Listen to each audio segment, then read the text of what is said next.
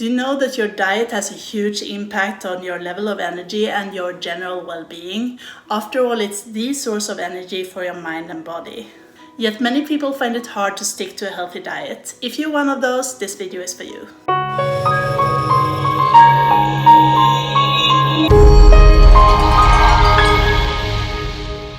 So now I'll be sharing my top tips on how to stick to a healthy diet, and these are all from personal experience. Tip number 1, make sure to stay hydrated. Sometimes thirst can fool you into believing that you're hungry, and drinking water has proven to be the best hack I've ever used to control things like hunger and cravings. That's because you can feel satisfied after drinking water without any calorie impact whatsoever. And you actually need more water than you might think, about your body weight divided by 30 every day. But remember that food also contains water, so don't think that you need to drink insane amounts, but you do usually need more than a glass or two per meal. Watching the color of your urine is usually a good indicator. It should be very light or even transparent. And tip number 2, plan meals in advance, then simply follow the schedule. This will allow you to prepare things like shopping lists in advance and make your grocery shopping easier. And you can consider this planning as an investment really. For instance, I have a few weeks planned and do a round robin between them. So once I did the planning for a particular week, I can then reuse that once it's time to eat those meals again. This planning will save you both time and energy, and you can batch up shopping and even cooking. That's usually not possible at all without the planning. Also, having healthy groceries readily available at home makes it far more likely that you'll cook a healthy meal instead of eating some junk food on the way home from work. And tip number 3, take temptation out of the way. Make it hard to eat the wrong things and easy to eat the right ones. This is actually a general hack that can be used with any type of habit. And make it easy to do the right thing and hard to do the wrong thing. Throwing out unhealthy stuff makes it so much harder to take a snack when you're craving, because having a snack now involves going out and buying some. Instead, have a bowl of fruits and veggies readily available. Also, in regards to shopping, if you want to minimize the risk of buying a lot of unhealthy stuff when you're at the store, make sure to never go to the store when you're hungry.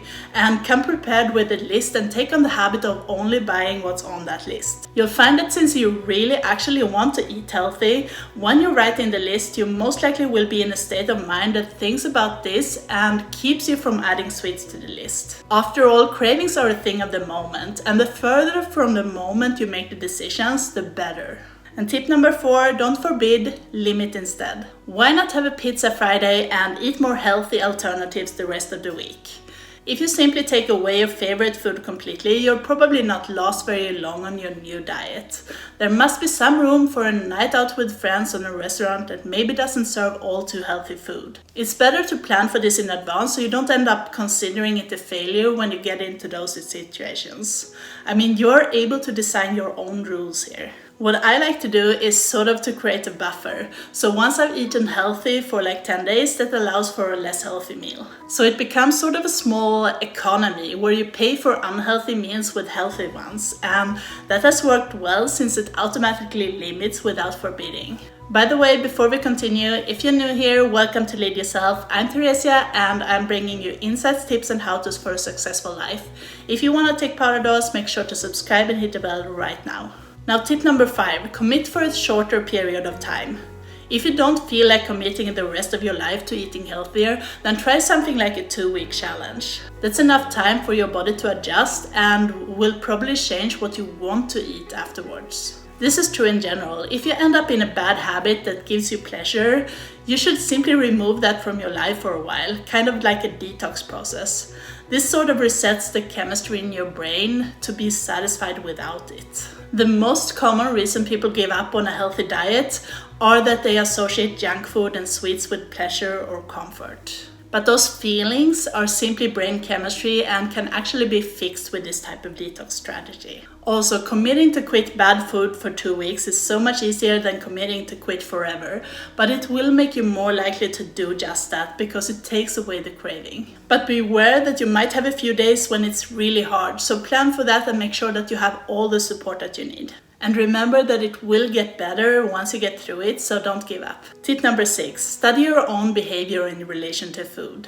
Try to find out if there are particular situations when you're craving junk food or sweets. And this can be things like being tired or stressed or maybe feeling guilty. Is there something you can do to solve this? Think about ways to minimize the amount of times you get into those situations. And also think about what you can do in the moment if you do end up in those situations. For instance, when I feel tired, I'm far more likely to crave unhealthy food and try to compensate my fatigue by trying to stuff myself full of food. In order to avoid this, I drink water instead and sometimes take some supplements. So I have trained myself to go and have a big glass of water when I feel a craving coming on, and more often than not, it's enough. So instead of just trying to quit something, the trick here is to replace it with something else that is good for you. It doesn't necessarily have to be water, it could be a vegetable or something like that. Tip number 7, learn to cook.